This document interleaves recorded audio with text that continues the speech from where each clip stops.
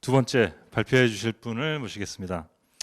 연사님 분들 중 유일한 해자일 코치신데요. 이분이 그 쿠팡, 라이엇 게임즈, 네오위즈 등등의 훌륭한 회사들을 다니셨는데 이분이 독특한 경력을 갖고 계십니다. 입사할 때는 항상 비상장 회사였는데 입사하시고 후에 모든 회사들이 다 상장을 하셨다는, 제가 사업하는 사람이면 꼭 이분 모시고 싶겠네요. 네오위즈 홍영기 애자일 코치님께서 협력의 조건 만들기라는 주제로 발표를 해주시겠습니다. 네, 오늘 모시겠습니다.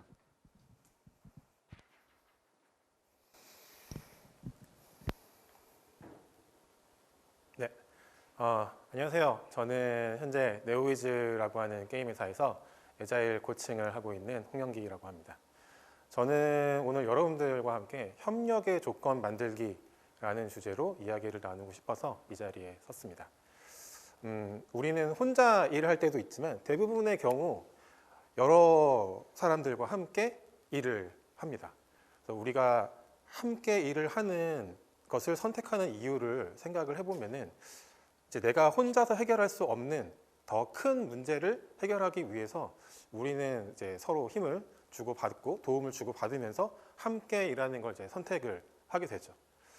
저는 이제 조직 내에서 이제 조직 코칭, 조직 개발, 이제 조직 컨설팅 같은 일을 하고 있기 때문에 이제 조직 내에서 이제 저에게 이제 도움 요청이 이제 많이 들어와요. 그래서 근데 이제 그런 요청들을 잘 살펴보면은 사실 결국은 이제 함께 일하는 과정에서 발생하는 어려움들에 대한 이제 고민들이 사실 주를 이루고 있어요. 그래서 저는 오늘 그동안 제가 이제 고민하고 시도했던 온전한 협력의 과정을 만들기 위해 필요한 조건들이 어떤 것들이 있는지, 그리고 이러한 조건들을 만들기 위해서 제가 시도했던 여러 실천법들, 그리고 그 적용 과정에서 제가 이제 배운 점들을 소개하면서 여러분들과 더 좋은 방법을 함께 고민해 보고 싶습니다. 네, 이제 지금 제 농구 스크린이 나오고 있는데요, 사진이 나오고 있는데 제가 개인적으로 농구를 좋아해서 이제 이걸 좀 이 사진을 좀 넣었어요. 우선 이 사진을 일을 수행하는 체계의 관점에서 한번 이 사진을 들여다 보셨으면 좋겠어요.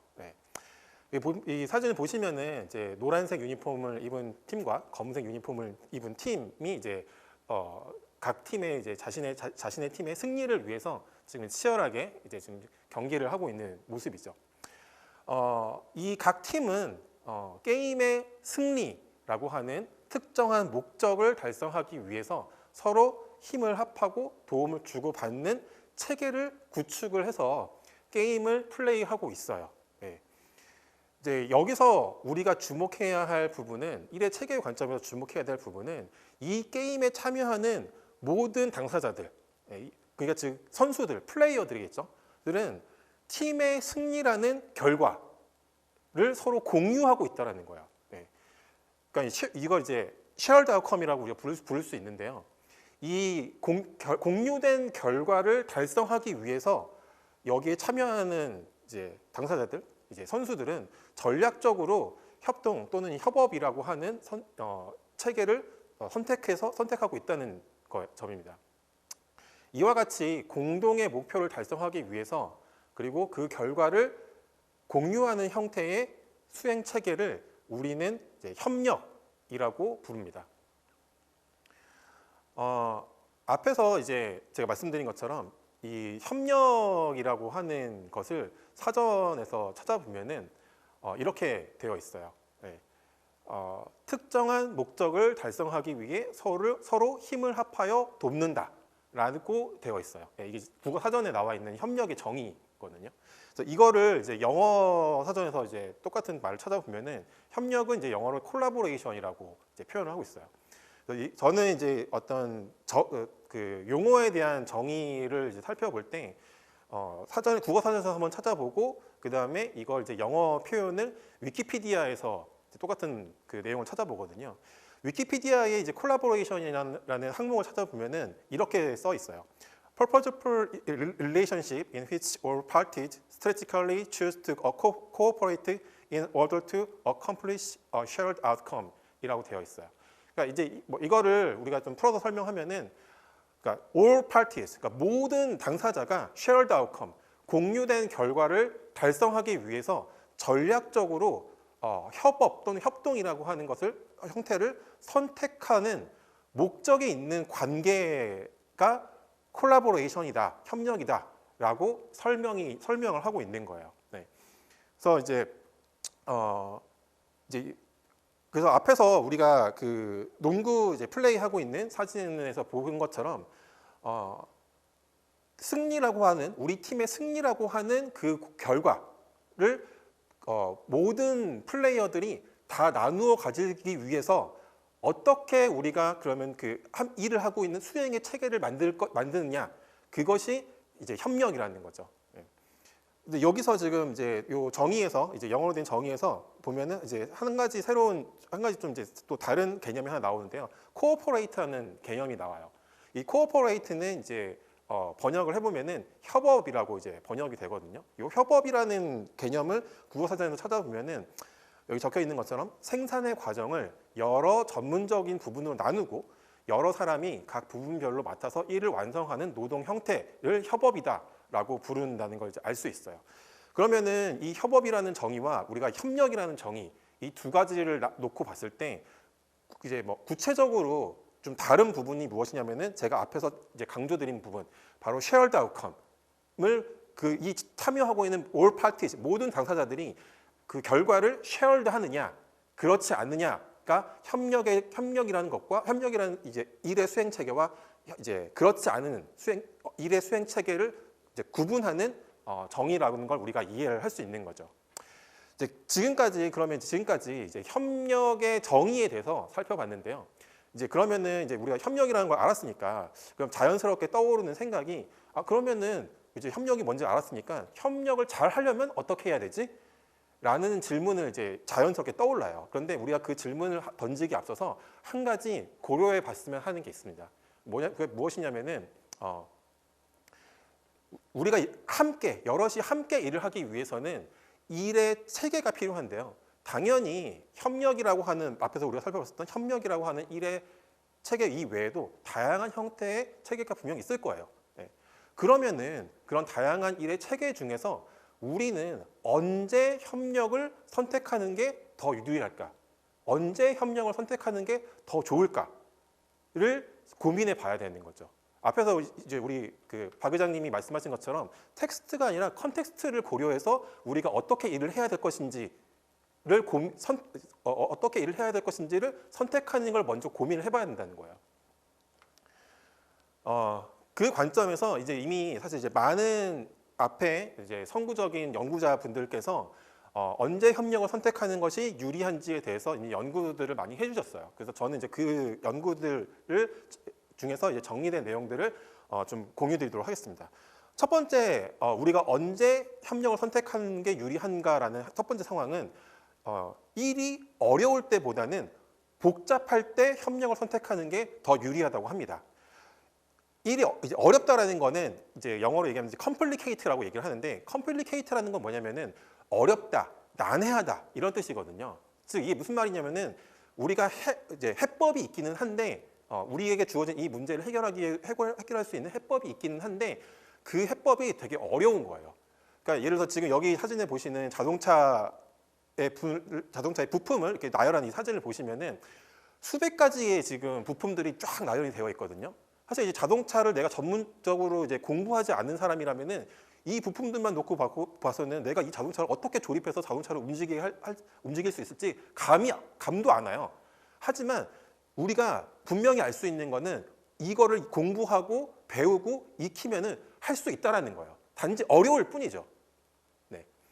반면에 컴플렉스한 것, 즉 복잡하다는 건 뭐냐면은 우리에게 주어진 이 상황이 이해하기 어렵고, 그러니까 모호하고 변동성이 굉장히 높고 예측하기 어려운 불확실성이 굉장히 높은 상황을 우리는 복잡하다라고 얘기해요.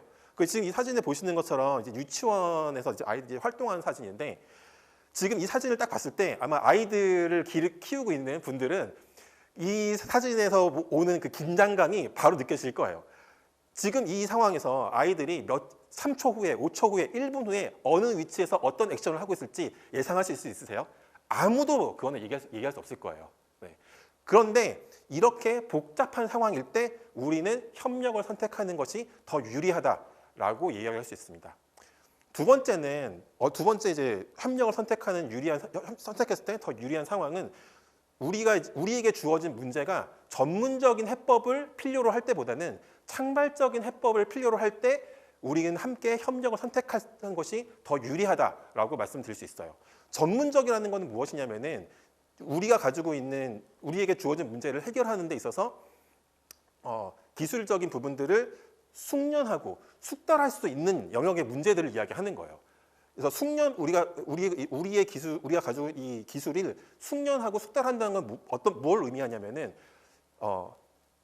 기술적인 어떤 이제 완성도를 점점 높여 나가고 그다음에 다양한 케이스를 경험함으로써 주어진 예외 사항들을 잘 이제 알고 있는 것이 전문성이 높다라고 우리가 얘기를 하고 있는 거죠. 그래서 이러한 문제들은 주로 이제 어떤 식으로 해법을 이제 만들어 나가냐면은 사전 계획을 굉장히 주의 깊게 주도 면밀하게 꼼꼼하게 세워요. 네, 그리고 발생할 수 있는 변수들을 최소화하는 계획을 세워서 그 계획대로 수행되도록 이제 만들어요. 네, 그렇게 문제를 해결을 해요. 하지만 이제 옆에 이제 보시는 이제 이 축구 그라운드의 상황처럼 여기서 보면은 축구 선수들은 여러 상황들을 해결할 수 있는 이제 전략이나 전술들을 훈련을 해요. 네, 시합에 들어가기 전에. 하지만 어떤 순간에도 어떠한 게임에서도 우리가 연습했을 때와 동일한 상황이 게임 내에서 발생하지 재현되지는 않아요. 그건 이미 우리 모두가 다 알고 있어요. 네. 그게 무슨 말이냐면은 계속해서 상황이 변하고 있기 때문에 변화하는 상황에 적응하는 적응력이 필요하다는 거죠. 그리고 매 순간 변화하는 상황에 맞춰가지고 새로운 해법, 즉 창발적인 해법을 만들어내는 역량이 필요한 거죠. 이럴 때 우리는 협력을 선택하는 것이 더 유리하다라는 걸 알 수 있습니다. 세 번째로는 작업의 절차와 공정을 명확하게 나누기 어려울 때 우리는 협력을 선택하는 것이 더 유리합니다. 왼쪽의 사진처럼 이제 요거는 이제 인터넷에 돌아다니는 유명한 이 토끼들이 이제 쿠키를 만드는 그 짤인데요. 왼쪽과 같이 공정을 나눠서 일을 할 수 있는 경우가 있어요. 분명히. 그랬을 때 더 유리한 상황들이 분명히 있습니다. 하지만 오른쪽에 지금 이 사진처럼 불확실성이 높고 예측이 어려운 경우에서는 우리가 어떻게 일을 할 것인지를 분명하게 나누어서 일을 처리할 수가 없어요. 네. 뭐 훈련할 때는 예를 들어서 뭐 앞에 총을 들고 있으신 분이 먼저 뭐 쏜다든지 뭐 어떤 식으로 한다든지 그런 프로토콜을 정해놓고 훈련할 수 있겠지만, 네, 지금 보고 있는 것처럼 모두가 지금 이 세 분의 이제 군인들이 전방을 지금 주시하고 있는데 갑자기 숲속에서 뒤에서 적이 나타난다고 했을 때 그렇게 훈련한 프로토콜대로 반응할 수가 없겠죠. 네. 자, 그래서 우리가 지금 이제 요 예시들을 보면서 제가 설명드린 예시들을 보면서 우리가 알 수 있는 건 뭐냐면은 복잡한 상황일 때, 상황이 모호할 때, 변동성이 높을 때, 불확실성이 높을 때 우리는 협력을 선택하는 것이 더 유리하다는 것을 말씀드렸습니다. 자, 그러면은 이 시점에서 다 함께 생각해봤으면 하는 게 하나 있어요. 지금 내가 또는 우리가 풀고 있는 문제는 또는 지금 내가 속한 비즈니스 도메인은 지금까지 여러분들이 보신 사진들 중에서 왼쪽에 더 가까우신가요? 오른쪽에 더 가까우신가요? 한번 생각해 봤으면 좋겠어요. 근데 저도 이제 IT 업계에서 일을 하고 있기 때문에 제가 지금까지 경험해 봤던 걸 봤을 때 대부분의 경우에 있어서는 오른쪽의 사진의 경우와 더 비슷했던 것 같아요. 즉 그렇다면은 우리는 대부분의 경우에 있어서 협력을 선택하는 것이 더 유리하다는 것을 우리는 이해할 수 있습니다. 하지만 제가 다음 이야기를 넘어가기 앞서서 한 가지 말씀드리고 싶은 부분은 일의 체계의 관점에서 더 우월한 방법이 있거나 더 나은 방법이 있는 건 아니에요. 예. 협력이라는 것은 그러니까 우리가 협력을 선택을 하든 그렇지 협력이 아닌 다른 어떤 일의 체계를 선택을 하든지 간에 우리에게 주어진 상황 안에서 더 적합한 방법이 분명히 있을 거예요. 예. 그렇기 때문에 우리가 함께 일을 시작하기에 앞서서 우리에게 주어진 문제가 무엇인지를 고민하는 것이 필요하고 그 문제를 해결하기 위해서 어떠한 체계를 선택하는 것이 우리 문제를 해결하는 데 더 도움이 되는지 그걸 먼저 고민하는 것이 반드시 필요하다는 거죠. 네. 이 부분을 먼저 좀 말씀을 드리고요. 네. 그래서 이제 앞에서 살펴본 것처럼 그것에 이어서 그러면은 협력이 이제 유리한 조건들이 이 무엇인지를 살펴봤는데 그러면은 이제 자연스럽게 이제 이런 질문이 떠오르실 것 같아요. 협력이 그러면은 잘 이루어지기 위한 조건이 무엇이 있을까라는 거예요. 네. 우리는 협력을 그냥 하는 게 아니라 잘하고 싶은 거잖아요. 네. 그러면은 사람들한테 협력하세요, 협력해요 라고 명령을 할 수가 없어요. 네. 만약에 사람들한테 내가 조직장이어서 사람들한테 우리는 협력해야 합니다. 우리 팀은 협력해서 협력적으로 일을 해야 돼요 라고 이야기를 한다고 하더라도 사람들이 협력하지 않아요. 협력을 선택하지 않아요. 협력하는 척은 할 수 있죠. 하지만 협력을 실제로 진짜로 진심으로 내가 협력이 일어나게 하는 거는 내가 지시를 받는다고 해서 내가 협력을 선택하는 게 아니라 내가 협력을 선택한 것이 나에게 더 유리하다는 것을 느낄 때 그때 자연스럽게 협력을 선택한다는 거예요. 즉 이 말은 무슨 말이냐면은 우리를 둘러싸고 있는 업무 환경을 내가 협력을 선택했을 때 더 유리하게 설계했을 때 그랬을 때 사람들이 협력적으로 행동할 수 있도록 선택하게 만들 수 있다는 거예요. 네. 협력을 지시할 수 없다는 거죠. 그래서 제가 여러 해 동안 조직 코칭을 하면서 제가 생각하는 협력이 잘 이루어지기 위해 필요한 4가지 조건들로 구성된 콜라보레이션 프레임워크를 소개해드리고자 합니다. 첫 번째는 저는 심리적 안전이라는 요소를 먼저 좀 설명드리고 싶어요. 심리적 안전이라는 건 뭐냐면은 내가 이 조직 안에서 위험을 감수하거나 또는 스스로 좀 취약함을 드러내도 안전하다고 느끼는 것을 심리적 안전이라고 이제 우리는 얘기를 하고 있어요. 내가 위험을 감수할 수 있다라는 것, 위험을 감수해도 괜찮다라고 느낀다는 건 무슨 말이냐면은 이제 예를 들어서 이런 거죠. 이제 우리 팀에서 이제 미팅을 하고 있는데 이제 서로 의견을 한번 내주세요라고 했는데 내 마음속에서 생각을 하는데 내가 이런 얘기해도 괜찮나? 혹시 내가 이런 얘기하면은 사람들이 날 바보라고 생각하지 않을까? 내가 이런 얘기하면 저 사람이 날 비웃지 않을까? 이러한 마음의 필터링이나 허들을 갖지 않고 편안하게 내 생각을 아무런 꺼리낌 없이 그냥 얘기해도 괜찮은 것, 그런 안전함을 가지고 있는 것, 느끼는 것, 그것이 위험을 이제 감수한다는 거죠. 그리고 내가 스스로 취약함을 드러낸다는 거는 내가 이제 이러한 그런 생각들을 편안하게 드러냈을 때 이것이 내가 좀 부족하다라고 스스로 느끼더라도 그걸 내도 괜찮다는 거예요. 이러한 심적 안정이 조직 내에서 구축이 될 때 우리는 협력이 더 잘 이루어진다라고 제가 말씀드리고 있을 수 있는데요. 이러한 심리적 안전을 이제 높이기 위해서 제가 시도했던 방법들을 2가지를 좀 설명을 해드리면은 첫 번째로는 이제 비폭력 대화라는 거를 저는 좀 많이 시도를 하고 있습니다. 비폭력 대화라는 거는 이제 비폭력 대화라는 걸 제가 처음에 설명을 드리면은 많은 분들이 좀 그럼 이제 지금 내가 하고 있는 게 폭력적인 대화라는 거야?라고 좀 이렇게 받아들이시는 분이 계시는데 사실 비폭력 대화의 이 비폭력이라는 건 어떤 의미냐면은 이제 우리가 날 때부터 가지고 있는 이제 어떤 연민의 본성, 그러니까 우리가 측은지심이라고 배웠던 것들 있잖아요. 이러한 연민의 본성을 가지고 나를 먼저 이해하고 그다음에 다른 사람들과 유대하는데 도움을 주는 이제 구체적인 대화법을 비폭력 대화라고 이제 이야기를 하고 있고요.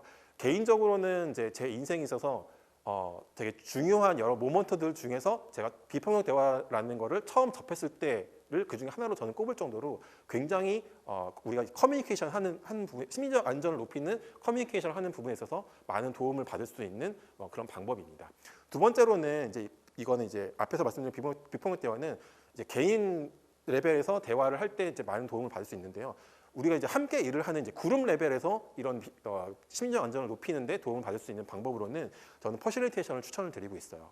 퍼실리테이션은 이제 그룹 레벨에서 좋은 의사결정을 하기 위해서 민주적으로 의견을 이제 주고받을 수 있는데 도움을 받을 수 있는 방법이거든요. 그래서 저는 이 심리적 안전을 높이는 부분에 있어서는 이 두 가지를 추천을 드리고요.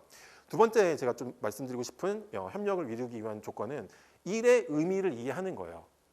일의 의미를 이해한다는 건 무엇이냐면은 지금 내가 하고 있는 일이 나에게 또는 우리에게 또는 이 사회에 또는 고객에게 어떠한 의미를 가지고 있는지 어떠한 가치를 가지고 있는지 그걸 내가 이해하고 그 가치와 그 의미를 내가 얼라인을 맺는 것을 이야기를 하는 거예요. 그 얼라인을 맺기 위해서 그 의미를 이해하기 위해서 저는 세 가지를 먼저 설명드리는데 첫 번째는 아웃풋, 아웃컴, 임팩트예요. 아웃풋이라는 건 뭐냐면은 산출물이에요. 그러니까 내가 어떤 일을 하게 되면은 그 일에 대한 산출물이 나오잖아요. 네. 그러면은 그 산출물이라는 것이 이제 고객에게 전달됨으로써 또는 산출물이 이용이 됨으로써 결과가 나와요. 네. 그리고 우리는 이 결과를 통해서 의미를 찾게 됩니다. 영향력을 찾게 돼요. 네. 이 결과가 어떠한 영향을 만들어내는지에 대한 걸 우리가 알게 됩니다. 예를 들면은 이제 우리 팀이 이번 스프린트에서 만들어서 이제 딜리버리한 앱의 업데이트가 있다고 쳐봐요. 그러면은 그거는 우리 팀이 이번 스프린트에 만든 산출물인 거죠. 그러면은 이 앱의 산출물을 통해서 이 앱의 업데이트를 통해서 우리는 어떠한 결과를 얻을 수 있냐면은 바로 지표의 변화라고 하는 뭐 리텐션이 됐던 매출이 됐던 뭐 DAU가 됐던 간에 그런 지표의 변화라고 하는 결과를 얻게 되겠죠. 그러면은 이러한 결과를 통해서 우리는 어떠한 영향을 미치냐면은 바로 고객 또는 또 우리 자신 또는 우리가 속해 있는 업계에 비즈니스 도메인에 어떠한 영향을 미치는지 그 영향을 우리는 알 수 있게 되겠죠. 이러한 영향이 바로 일의 의미가 우리가 이제 이 결과를 통해서 그러니까 산출물과 결과를 통해서 우리가 하는 일들이 어떠한 의미로 우리에게 다가오는지를 이해하는 것이 이해했을 때 우리가 협력을 높이는데 도움을 받을 수 있습니다. 세 번째로 제가 말씀드리고 싶은 거는 바로 피드백인데요. 피드백이라는 건 무슨 말이냐면은 내가 또는 우리가 한 행위의 결과가 의도에 부합하는지를 확인하는 과정을 피드백이라고 이야기할 수 있어요.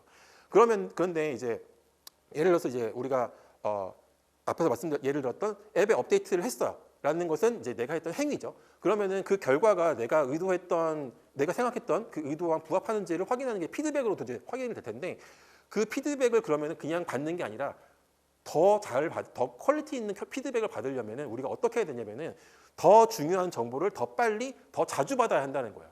네, 그러한 체계를 만드는 것이 필요하고요. 그러기 위해서는 너무 이제 굉장히 큰 사이즈의 피처를 만들어 가지고 고객에게 전달하는 게 아니라 작게 만들어서 더 빨리 더 자주 전달을 함으로써 빠르게 피드백을 받는 체계를 만드는 것이 필요하고요. 저는 이제 피드백을 이야기할 때 고객으로 받는 피드백도 중요하지만 우리 조직 내부에서 만들어내는 피드백도 되게 중요하다고 생각을 해요. 그래서 조직 내부에서는 이제 조직 내부에서는 다양한 층위들이 있기 때문에 각 층위별로 맞는 피드백 체계를 구축을 해야 되거든요.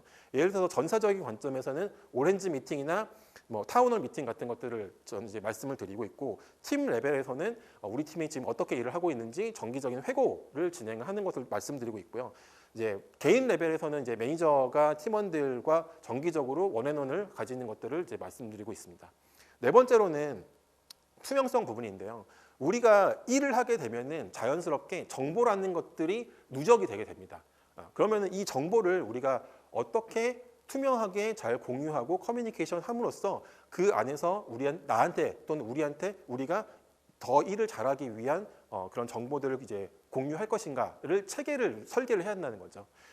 그래서 저는 이제 총 세 가지를 말씀드리는데 첫 번째는 이제 지라라는 이제 협업 시스템을 사용함으로써 우리가 하고 있는 일의 정보의 투명성을 높이는 걸 말씀을 드리고 있고 두 번째로는 데일리 싱크업 같은 걸 통해서 매일 정해진 시간에 조직원들이 모여가지고 예를 들어서 어제 한 일, 오늘 한 일, 그다음에 이슈 사항들을 공유함으로써 빠르게 이슈를 공유하고 해결할 수 있도록 투명성을 높이는 걸 이제 말씀드리고 있고, 세 번째로는 이제 팀 역량 매트릭스라는 것이 있는데, 이제 이 부분은 제가 좀 사례로서 설명드리기 위해서 뒷부분에 좀 자세하게 설명드리도록 하겠습니다. 그래서 저는 협력이 잘 이루어지기 위한 조건으로서 이 네 가지를 말씀을 드리고 있고요. 그리고 이제 심리적 안전 같은 경우에는 투명성과 피드백을 높이는데 영향력을 미치고 있고, 일의 의미 같은 경우도 마찬가지로 피드백과 투명성을 높이는데 이제 영향을 미치는 관계들을 가지고 있기 때문에 이런 요소들을 잘 전체적으로 조화롭게 설계를 해서 조직에 적용하는 그런 일들을 하고 있습니다. 네. 제가 이제 한 가지 사례를 좀 말씀드리려고, 팀 역량 매트릭스라고 하는 사례를 좀 말씀드리고 싶은데요.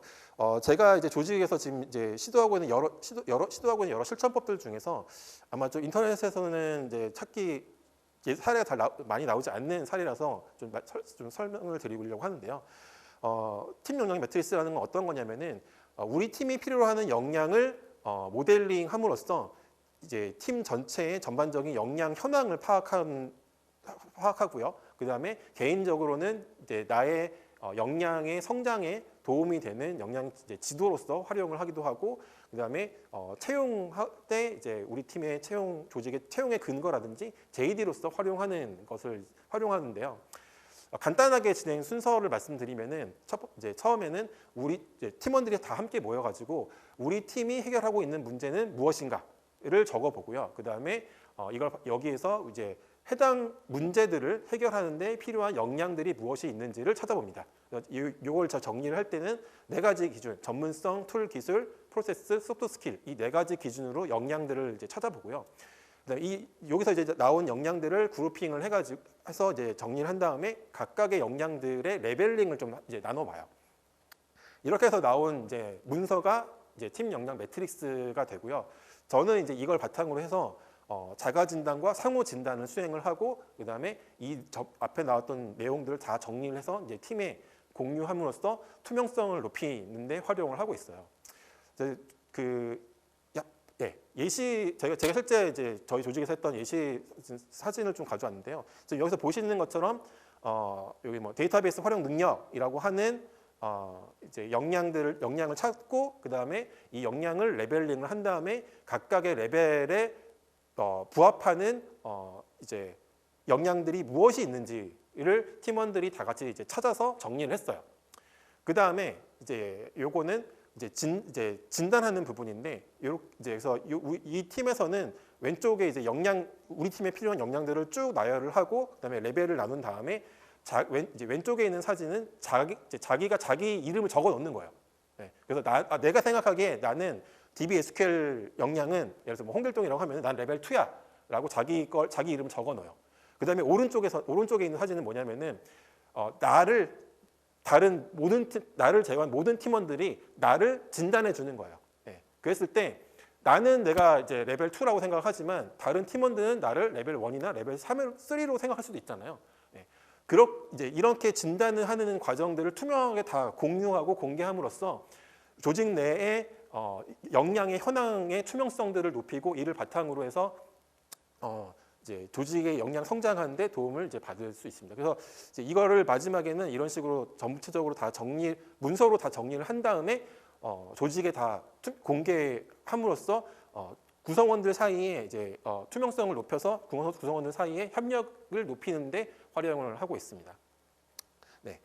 그래서 제가 이제 이러한 여러 시도들을 하면서 얻은 경험들을 좀 말씀을 드리면은, 첫 번째로 제가 꼭 말씀드리고 싶은 부분은 뭐냐면은 이 모든 요소들이 다 연결되어 있다라는 거예요. 네. 그래서 이제 조직장 분들이 저한테 와서 이제 도움 요청을 하실 때 이제 어떤 식으로 말씀하시냐면은 우리 팀은 또는 우리 조직은 좀 커뮤니케이션이 떨어지는 것 같아요. 피드백이 좀 잘 안 되는 것 같아요. 그러니 그 피드백을 좀 높일 수 있는 좀 도움을 주세요. 이렇게 이제 요청이 들어오시거든요. 그런데 제가 이제 이런 그런 도움을 드리는 작업들을 해보면은 그것만 해가지고 효과를 얻는 건 되게 어려워요. 네. 앞에서 말씀드렸던 그 네 가지 요소들이 다 연결되어 있기 때문에 이게 모든 것들이 다 종합적으로 다 설계를 해서 들어가야지만 효과가 더 높더라라는 걸 말씀드리고 싶고요. 그래도 그 중에서 가장 중요한 것이 무엇이냐라는 걸 꼽아보면은 심리적 안전이 이 네 가지 중에서 가장 중요한 것 같아요. 그래서 이 심리적 안전이 구축이 안 되면은 전체적인 효과가 좀 떨어진다라는 걸 말씀을 드리고 싶고요. 그다음에 세 번째로 제가 이제 말씀드리고 싶은 부분은 이제 이렇게 노력을 해서 어떤 이런 협력의 체계를 만들어서 협력을 높여 놓는다고 하더라도 이게 사람의 의지에서 만들어진 체계는 그 사람이 빠지는 순간 바로 원래대로 돌아가는 경험을 전 여러 번 했었거든요. 그렇기 때문에 사람의 기대서 조직이나 시스템을 만드는 게 아니라 모든 사람들이 이 시스템을 구축하고 유지하는데 다 함께 참여하는 그런 체계를 만들어야지만 이게 계속해서 변화의 어떤 그 동력으로 움직일 수 있다라는 걸 말씀드리고 싶고요.